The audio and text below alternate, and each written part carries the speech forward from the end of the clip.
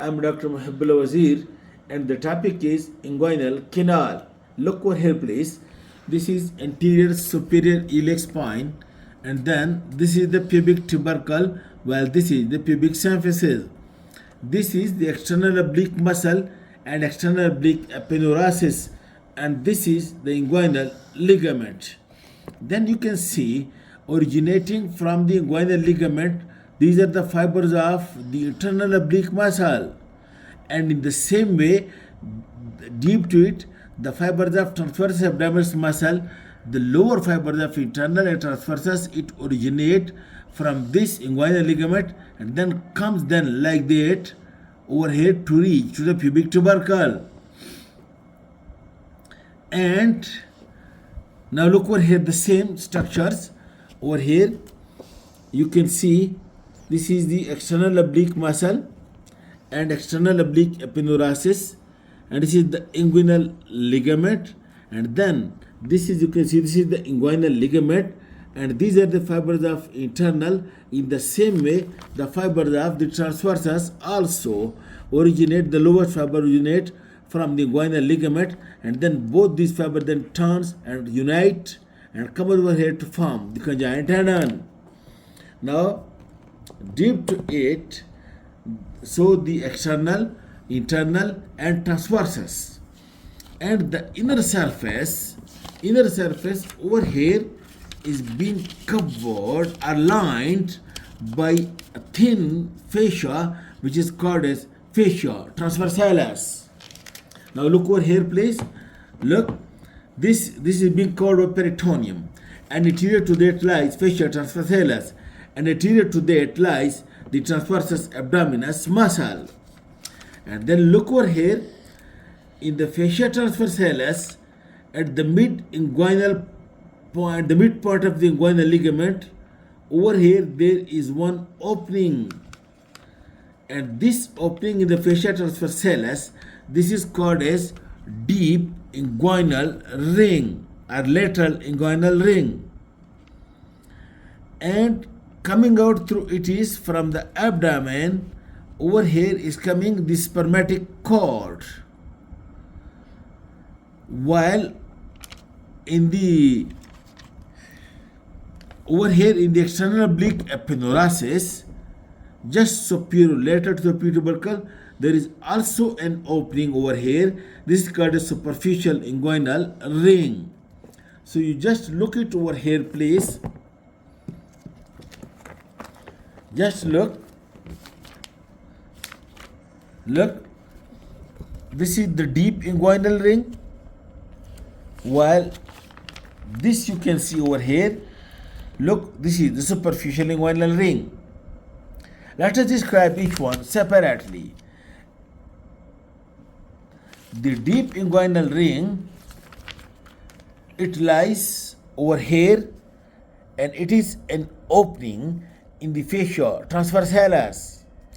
It lies at the midpoint of the inguinal ligament, just above that. While and medial to the deep inguinal ring, you can see this is the inferior epigastric artery. Note the point. It lies medial to it. Look, and then just superior lateral to the pubic tubercle, superior lateral to the pubic tubercle at this point. This is pubic tubercle, just over here, superior lateral at this point. There is an opening, and you can see there is a V-shaped opening in the aponeurosis of external oblique, and this opening just superior lateral to the pubic tubercle, that is called as the superficial inguinal ring. It is having this medial crust and lateral crust, the lateral crust being attached to the pubic tubercle, while the medial crust being attached to the pubic crust. And coming out through it is the spermatic cord and round ligament of the uterus. Coming out through it is the spermatic cord and round ligament of the uterus, and also coming out through it is the two nerves. You can see over here the genital branch of genitofemoral nerve and the ilioinguinal nerve. These are the structures that come out through the superficial inguinal ring. In the male, the spermatic cord, while the female round ligament of the uterus. Now this canal that lies between the two openings deep to the transversalis muscle and anterior to the fascia transversalis, this canal which lies over here somewhat 3 to 4 centimeter just and above the inguinal ligament, and at each end bounded by the two rings or canal, this is called as inguinal canal. And this inguinal canal, now after having this anatomy, I hope it will be very easy for you that the anterior wall or anterior boundary of the inguinal canal, look, it is being formed by, look, you can see it over here, it is by this epineuritis of external oblique. But note the point at the same time that the fibers of the internal oblique will originate from this inguinal ligament. It also passes over here anterior to the inguinal canal. That's why the anterior wall is formed by the epineuritis of external oblique as well as the fibers that originate from the fibers of internal oblique, the lower fiber of internal oblique that originate from the inguinal ligament.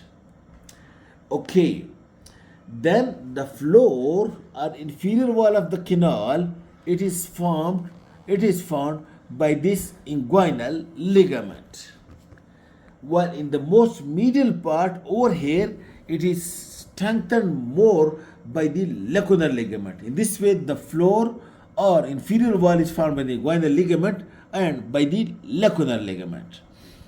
And then the posterior wall, you know, it's very easy, it is formed by this fascia transversalis.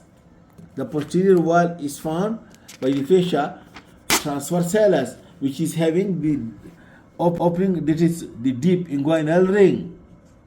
But note the part that the fibers of the internal and transversus that originate from this inguinal ligament, they turn like this and then comes over here is the spermatic cord. It comes medial to the spermatic cord and then passes posterior to the spermatic cord to get attached to the pecten pubis. In this way, the lower part of the conjoined tendon, which is made by this transversalis and internal oblique, it also passes posterior to this spermatic cord. In this way, the posterior wall is formed by the weak fascia transversalis and this strong conjoined tendon which gets attached posterior to the spermatic cord or to the pecten pubis. While the medial wall is being formed by this conjoined tendon, and this conjoined tendon is nothing but is the fibers of the internal and transversus that turns around the deep inguinal ring and then comes medial to the spermatic cord, and this conjoined tendon make the medial wall, and the conjoined tendon in the lower part then becomes posterior to the spermatic cord. And the roof of the inguinal canal, it is formed by these curved fibers of the internal and transversus abdominis muscle. Okay, in this way, note the part, the deep inguinal ring is being strengthened. It is a weak point in the fascia transversalis. It is being strengthened by these fibers of the internal and transversus that originate from the ligament and then turns around, forming the roof as well as making strength the deep inguinal ring. While the superficial inguinal ring over here, it is also a weak point in the fascia, in the external oblique epineuritis. It is being strengthened by this conjoined tendon which passes deep to the spermatic cord and gets attached to the pectineal line or pecten pubis. It is strengthened by this one. And in addition, the superficial inguinal ring is also being strengthened. Note the point.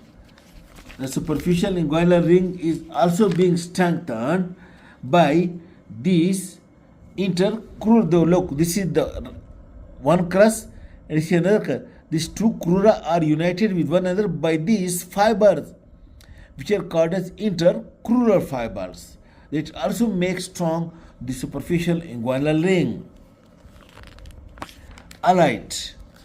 And then the deep inguinal ring, and this is the boundaries of the inguinal canal, and inguinal canal contains number one the spermatic cord, which is actually the vast difference with the arteries with the perpendicular plexus of veins and the three fascia over it, and the round ligament of the uterus, and the two nerves, the branch of genitofemoral nerve and ilio-inguinal nerve. The ilio-inguinal nerves joints are enter in the lower part of the canal. Okay, now then the hernias. I have given you a separate topic, but note the point. Look, this is the inferior epigastric artery. This is the lateral border of the rectus abdominis, and this is the inguinal ligament. And note the point. Look, this is the lateral border of rectus abdominis, and this is the inguinal ligament, and over here is the inferior epigastric artery. And this triangle which is being formed by this inguinal ligament, lateral border of the rectus abdominis, and inferior epigastric artery, this is called as inguinal triangle of Hasselbeck. And if the hernia lies in this triangle, then it is the indirect inguinal, it is the direct inguinal hernia. While if the hernia lies just lateral to the inferior epigastric artery, that is coming through the deep inguinal ring, that is the indirect inguinal hernia. I have also discussed it as a separate topic. Thank you very much.